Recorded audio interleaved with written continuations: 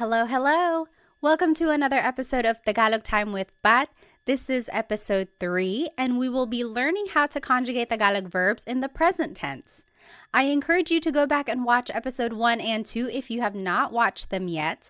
I have planned these episodes to kind of start from scratch. So if you don't know any Tagalog at all, start with episode 1 to learn about just the fundamentals of Tagalog, learning about basic phrases and everything like that. And then episode 2 will focus on how to use po so that you can be respectful when you're speaking to adults or to authority. And then now episode 3, this is more heavy on the grammar side so that we can start speaking more kind of simple sentences which you can use in a conversation. So let's go ahead and jump right in. In Tagalog, have you ever wanted to say something like, I am eating, she is sleeping, they are cooking? So basically anything in the present tense. If you've ever wanted to talk about what you are doing in this moment in time, or talk about what someone else is doing right now, this is a good episode to watch so that you can learn how to make these sentences to describe what you are doing currently. And this is our agenda for today. We will start by talking about verb conjugation in general. Then we will learn the Tagalog verb types. Then we will go into Tagalog pronouns so that we can start making simple sentences. And then we will learn the verb conjugation patterns and then practice them in some example questions. And then I will finish it off with a Taglish Tip, which I think you will find very useful. So what is verb conjugation? First of all, a verb is an action word. So to run, to play, to jump, any kind of movement or action, that is a verb. And to conjugate means to change into a different form. So when we speak, we are constantly conjugating verbs depending on what we're trying to say. If we are talking about something that happened yesterday, we conjugate the verb in the past tense. If we are talking about what we will be doing tomorrow, we conjugate the verb in the future tense. So to conjugate just means to change into a different form. And I like to take the time to kind of explain what conjugate means because one time in a class, I had a student ask, what does conjugate mean? And here I was just throwing the word around thinking everyone knew what it meant. So I like to just kind of start at the basics and just explain what a verb is and what it means to conjugate it. Now, there are many different types of verb tenses. In English specifically, there's a whole bunch. The most common ones are the present tense, like what you're doing right now, past tense, what you did yesterday or last week, future tense, what you will be doing tomorrow or next month. Then in English, there are also lots of other tenses like the present perfect tense, like I have been to his house before. So that means like something happened in the past, but it's still kind of related to the present.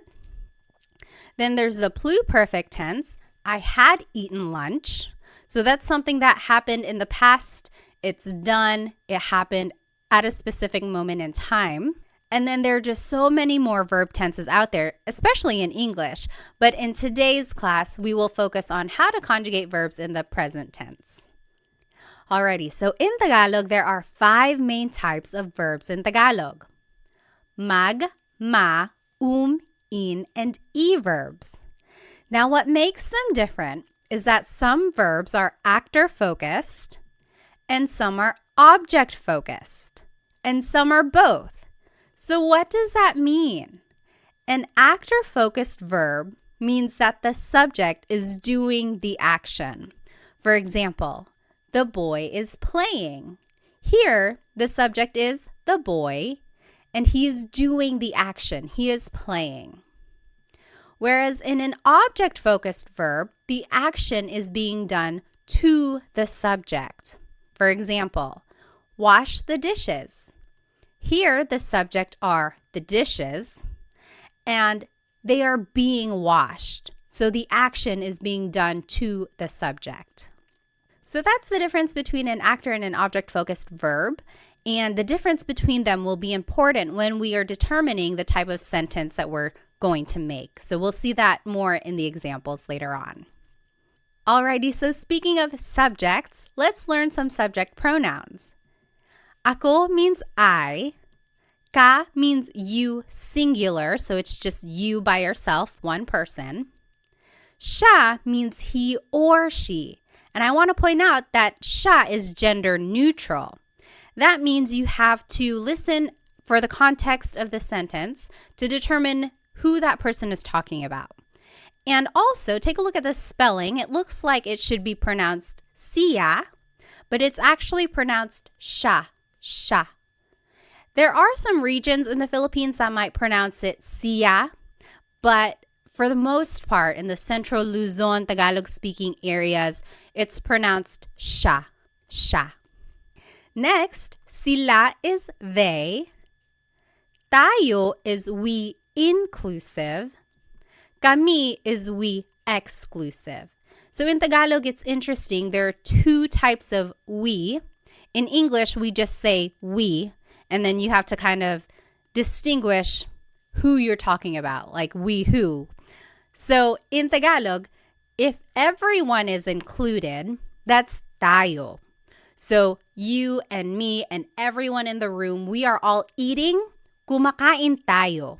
That's inclusive because everyone is doing the action. Whereas if it were me and my husband Chris, we are eating, that would be kumakain kami. That's exclusive because you're not included. I'm just kind of telling you about it. Kumakain kami, we are eating. And then lastly, kayo is you plural. So you all, that's you plural, kayo. Okay, now the simplest sentence structure is verb plus pronoun. If we take a look at the verb to cook, in Tagalog it's magluto. So if you want to say I am cooking, it's nagluluto ako. Or you could say nagluluto ka, you are cooking. Nagluluto siya, he or she is cooking. Nagluluto sila, they are cooking. Nagluluto tayo, we are cooking, inclusive. Again, that's you and me and everyone in the room. We are all cooking together. Everyone is included. Nagluluto tayo. Versus nagluluto kami. Me and my husband Chris, we are cooking. That's exclusive. And then nagluluto kayo, you all are cooking. Maybe you all as a class, nagluluto kayo. All right, so all of these examples just show the simple sentence structure, verb plus pronoun. So the verb goes first, and then the pronoun goes afterwards. It's the opposite of English where the pronoun goes first. Like, I am cooking, I is the pronoun, and then it's the verb cook. So in Tagalog, it's the opposite, verb plus pronoun. All right, so one important thing about Tagalog verbs is that they all have a root word, and then something is added to them to conjugate it to a different tense. So an affix or an infix is added to the word to change it into a different tense. For example, let's take a look at the word magluto, to cook again. You could say nagluluto ako, I am cooking. That's the present tense. Past tense, nagluto ako, I cooked. Future tense, magluluto ako, I will cook. So I underlined here all of the root words. So luto is the root word. And then there's the affix that goes before the root, and that will determine the tense. And what I want you to get from this slide is that if you can pick out the root word in a conversation, then that will really help with the translation of Tagalog for you. So if I heard someone say, oh, nagluto ako kahapon, then I would say to myself, okay, I know luto means to cook. Now I have to use context clues to figure out, are they talking about something that happened yesterday, or are they cooking right now, or are they going to cook tomorrow? So if you can pick out root words when you're listening to Tagalog, that will really help with the translation and understanding of the language. Alrighty, so let's go ahead and jump right into these conjugation patterns. We will start with the mag verbs. They are usually actor-focused, and they are the most common type of verb in Tagalog. Here are some examples. Maglakad, to walk. Magluto, to cook. Magbasa, to read. Now, in the present tense, if you want to conjugate a mag verb in the present tense, here is the pattern. It's the affix nag, then it's the repeated first syllable, and then it's the root. For example, maglakad becomes naglalakad. Here's the affix nag, then there's a repeated first syllable, and then the root. Naglalakad ako, I am walking. Naglalakad sila, they are walking. Alrighty, let's take a look at magluto, to cook. In the present tense, it becomes nagluluto. Here's the affix nag, then there's the repeated first syllable, and then the root. Nagluluto sila, they are cooking. Nagluluto. Lastly, magbasa, to read. It becomes nagbabasa. Here's the affix nag, then there's a repeated first syllable, and then the root. Nagbabasa ako, I am reading. So that is how you would conjugate a mag verb in the present tense. Let's take a look at ma verbs. They are very similar in their pattern. These are usually actor focused, and here are some examples. Maligo, to shower. Matulog, to sleep. Manood, to watch. In the present tense, if you want to conjugate a ma verb, here's the pattern. Now the affix is na, then it's the repeated first syllable and then the root. So maligo, to shower, will be naliligo. Naliligo ako, I am taking a shower. Naliligo siya, he is taking a shower. You jot it down on your paper. What do you think matulog and manood will be in the present tense? And feel free to pause the video if you need. All right, matulog in the present tense, to sleep, is going to be natutulog. The affix is na, then there's a repeated first syllable, and then the root. Natutulog ako, I am sleeping. Natutulog. Manood, to watch, will be nanonood. Nanonood sila. They are watching. Affix is na, then there's a repeated first syllable, and then the root, nanonood. So mag and ma verbs have a very similar pattern. The only difference is that affix in the beginning. Now let's take a look at verbs.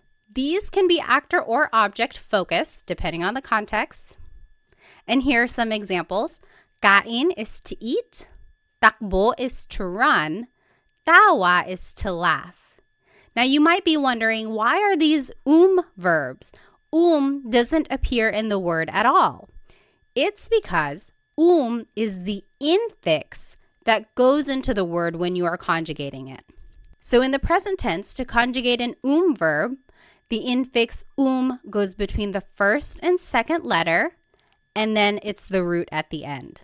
So for example, kain, to eat, becomes kumakain. Goes between the first and second letter, and then you add the root at the end. Kumakain ako. I am eating. Kumakain ako. Next, takbo means to run. In the present tense, it would be tumatakbo. Tumatakbo siya. He is running. Goes between the first and second letter, and then it's the root at the end. Tumatakbo. You jot it down. What do you think tawa will be in the present tense? And just use the pattern we learned. In the present tense, tawa, to laugh, will be tumatawa. Goes between the first and second letter, and then the root goes at the end. Tumatawa sila. They are laughing. Tumatawa. Alrighty, now let's move on to verbs. These are also object focused. And here are some examples. Gamit means to use. Walis means to sweep. It has a very similar pattern to verbs. The only difference now is that the infix in goes between the first and second letter, and then it's the root. So gamit, to use, in the present tense becomes ginagamit. In goes between the first and second letter, and then it's the root. Ginagamit ko. I am using something. Ginagamit. What do you think walis will be in the present tense? Remember to just use the pattern and plug everything in. Walis in the present tense is winawalis. So in just goes between the first and second letter, and then the root goes at the end. Winawalis ko yung sahig. I am sweeping the floor. Winawalis. Lastly, e-verbs. These are object focused. Some examples are isara, to close, ibigay, to give, itago, to hide. And now the pattern is the infix in goes between the second and third letter, and then it's the root. So isara, to close, becomes isinasara.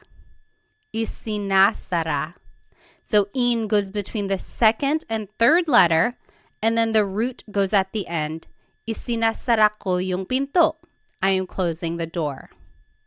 You jot it down. What do you think ibigay and itago will be in the present tense?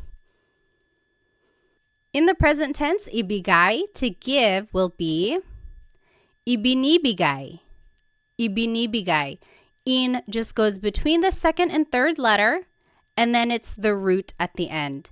Ibinibigay. So, ibinibigay ko, I am giving something to someone. Lastly, itago, to hide, in the present tense will be itinatago. Itinatago. The in just goes between the second and third letter, and then the root goes at the end. Itinatago. All right, so those are the conjugation patterns for the 5 different types of verbs in Tagalog. So as you can see, there are some similarities among the patterns. You just kind of have to figure out what type of verb it is and then go from there. So I always get asked, how are verbs categorized? Why are some verbs mag, some are ma, some are some are in, some are e? And I've looked it up, and honestly, I have not found a consistent answer for that question. I think it goes back to baybayin, the ancient Philippine script. And back in the day, all of these verbs were just organized into these categories, and it was passed down throughout the years. And as Tagalog has evolved over time, all of these verbs have just been accepted into these categories. Unfortunately, there is no rhyme or reason that I know of to explain why magluto is a mag verb, whereas matulog is a ma verb. I'm not quite sure why they were organized like that. But my biggest tip is to really listen when a native Tagalog speaker is conjugating these verbs, and then make a note of that so that you can conjugate it that way in the future. So it's just a matter of acquiring more vocabulary and then using the verbs in those ways in the future. Now, if anyone does know the answer to that, like why are verbs organized in these groups, please let me know because I would love to share it. I have not been able to find a consistent answer to explain why they are the way they are. All right, so now let's go ahead and practice. I'm going to go ahead and turn my video off so that I can use the whole screen. All right, so in this top left corner are the verb patterns that we just learned. Under that are the subject pronouns we learned. Ako is I, ka is you, siya is he or she, sila is they, tayo is we, inclusive, kami is we, exclusive, kayo is you, plural. Then here is the simple sentence structure, verb plus pronoun. And then here are some vocabulary terms to indicate present tense. So ngayon means right now. Ngayong araw means today. And here are some examples. So number 1, I am cleaning right now. Maglinis means to clean. Number 2, she is eating. Kain means to eat.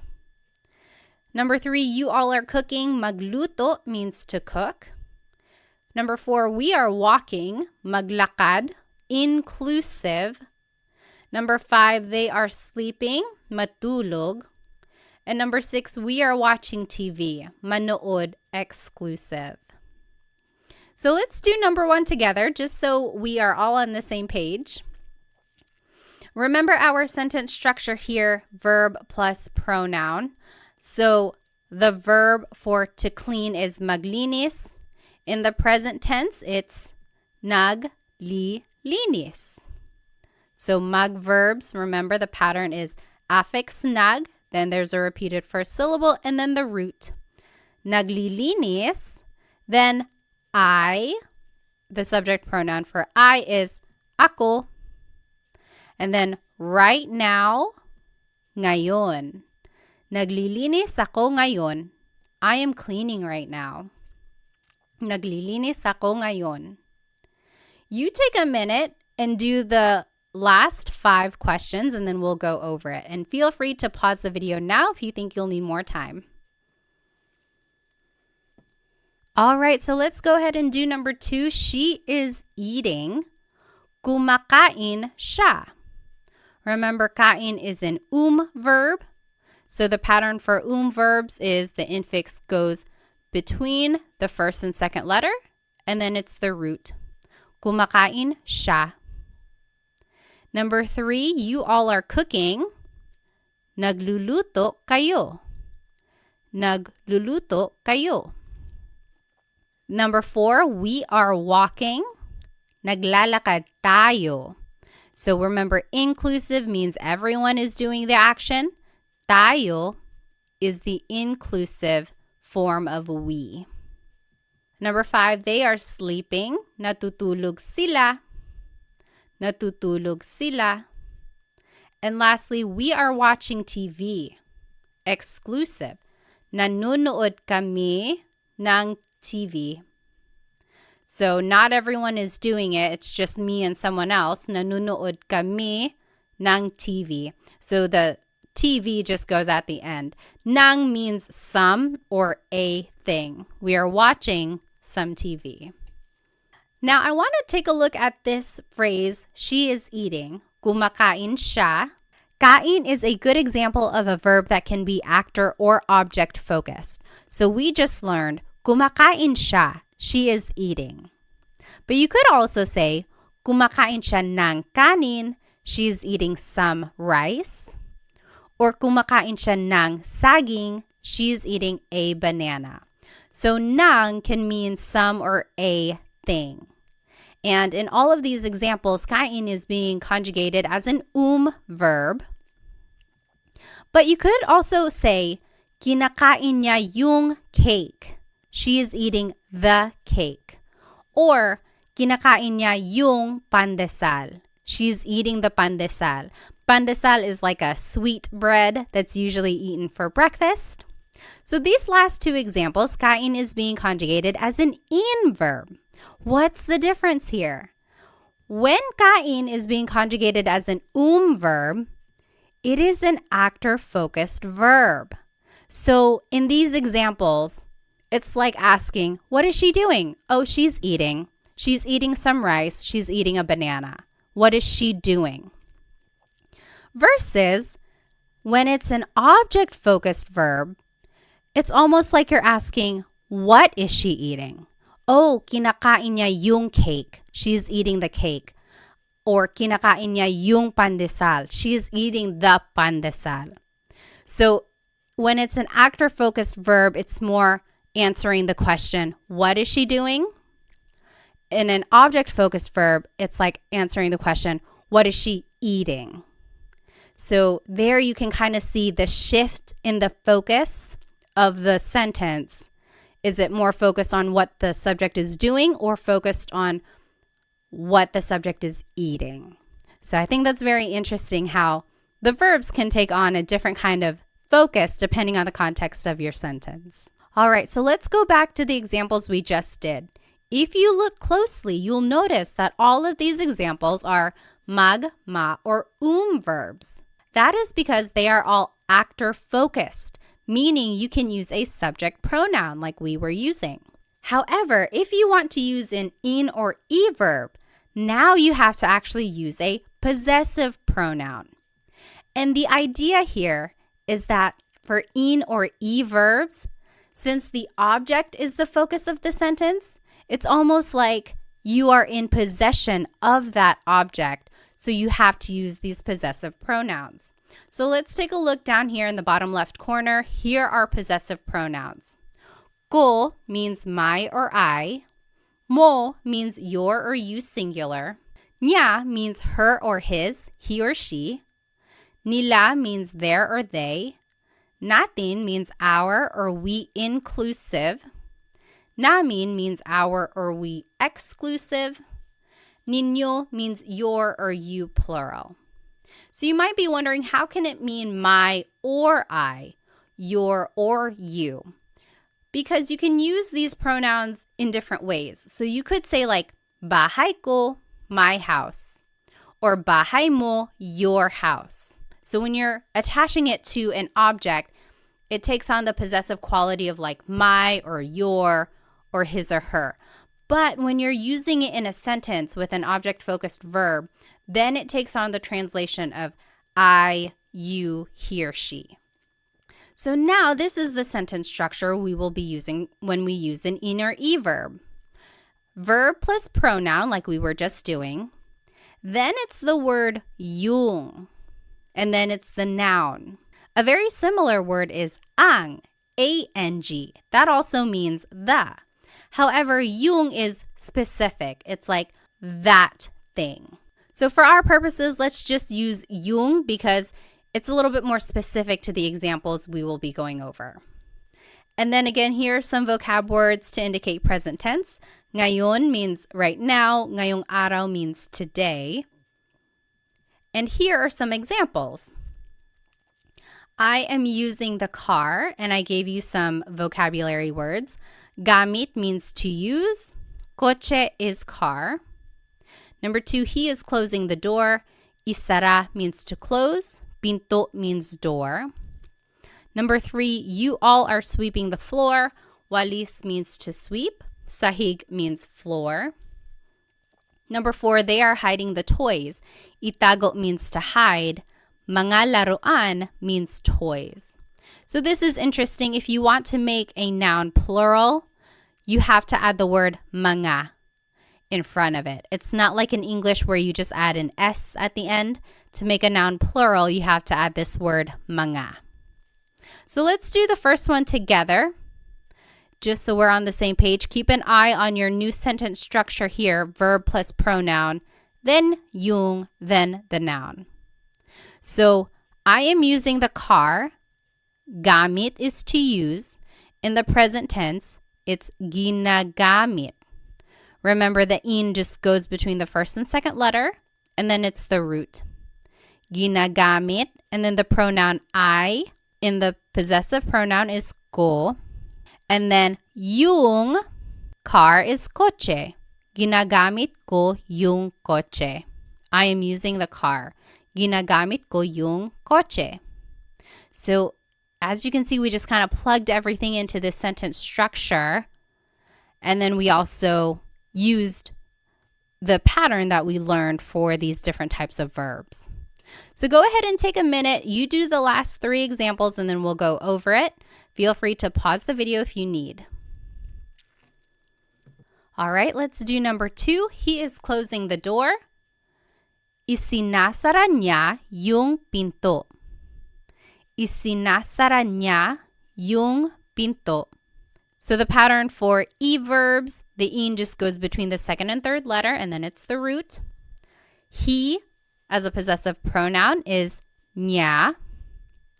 Yung pinto, the door. Number 3, you all are sweeping the floor. Winawalis nyo yung sahig. Winawalis nyo yung sahig. And then lastly, they are hiding the toys. Itinatago nila yung mga laruan. Itinatago nila yung mga laruan. So it really is just a matter of plugging everything into the sentence structure and then using the patterns that we learned for these different verbs. And the trickiest part really is trying to remember that for actor-focused verbs like magma and verbs, you can use subject pronouns. But then for in and e verbs, you have to use possessive pronouns. And again, it's because it's almost like you or the subject are in possession of that object. Alrighty. So let's take a look at this verb walis. This is another example of where it can be an actor or object-focused verb. We learned, winawalis ko yung sahig. I am sweeping the floor. That's an in verb. The focus is on the object, sahig. What are you sweeping? I'm sweeping the floor. Winawalis ko yung sahig. But you could also say, nagwawalis ako. I am sweeping. Now the focus is on me, the subject. I am sweeping. What are you doing? I'm sweeping. So here, when it's an in verb, it's an object-focused sentence. Versus when it's a mag verb, it's an actor-focused sentence. So very interesting there. Alrighty, let's finish it off with this Taglish tip. Taglish is Tagalog and English together. And I am a big supporter of using Taglish. There are people out there who might say, oh, don't use Taglish. That's a bad way to learn a new language. On the contrary, I think it's a great way to learn a language because you can use it as a stepping stone while you get more vocabulary. So you don't want to rely on Taglish forever. The idea is that hopefully over time you can get more vocabulary and learn how to say the whole phrase in Tagalog. But in the meantime, let's learn this Taglish tip, and I think you can use it every day. So let's take a look at these examples. I am driving. She is swimming. They are jumping. We didn't learn how to say to drive, to swim, or to jump. We didn't learn those verbs. But you could always turn them into a mug verb. So mug plus the English verb.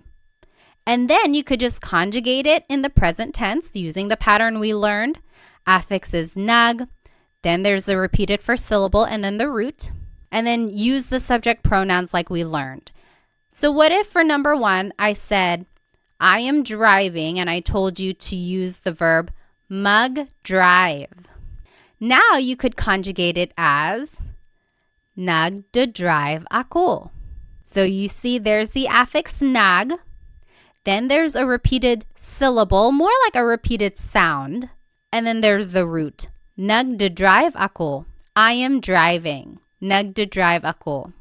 I know it's kind of funny. It's like, is this even allowed? But honestly, I hear this phrase a lot. It's like, oh, sorry, I can't pick up the phone right now. Nagdadrive ako. I am driving right now. Next, she is swimming. What if I told you to use the verb mag-swim? How would you say that in Taglish? In Taglish, you could say, nagsiswim siya. So the affix is nag, then there's the repeated first syllable, and then the root. Nagsiswim siya. Lastly, they are jumping. What if I told you to use the verb mag-jump? How would you write they are jumping in Taglish form? In Taglish, you could say, nagja-jump sila. They are jumping. Nagja-jump sila. So the affix is nag, then there's the repeated first syllable or sound, and then the root. Nagja-jump sila.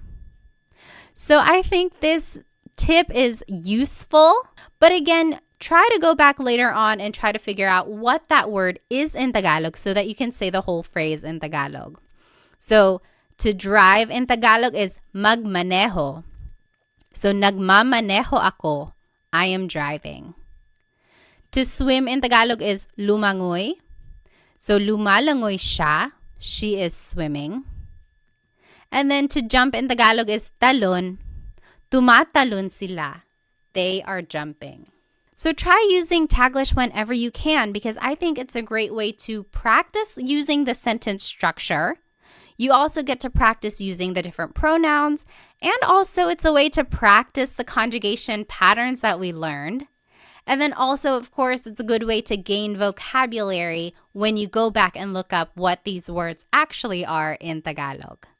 Alrighty, so here's just a quick recap of everything we learned today. We went over a lot of information. First, we talked about what it means to conjugate a verb. Then we talked about the 5 different types of Tagalog verbs, mag, ma, in, and e verbs.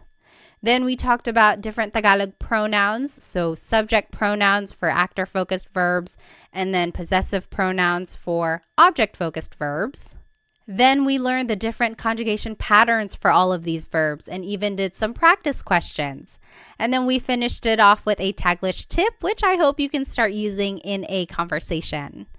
I encourage you to go back and rewatch this video if you would like, because I know it'll take some time to kind of learn and understand the different patterns and how they are used throughout a conversation. Maybe go back and try doing the practice questions again.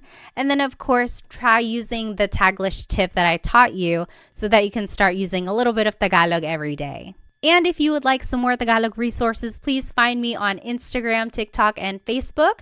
I post shorter videos throughout the week that will help you learn Tagalog on the go. Also, check out my Stan store because sometimes I have group classes going or other resources on there that might be helpful to you. Lastly, feel free to check out my Amazon storefront because I have a whole list of Tagalog learning books that I think are very useful.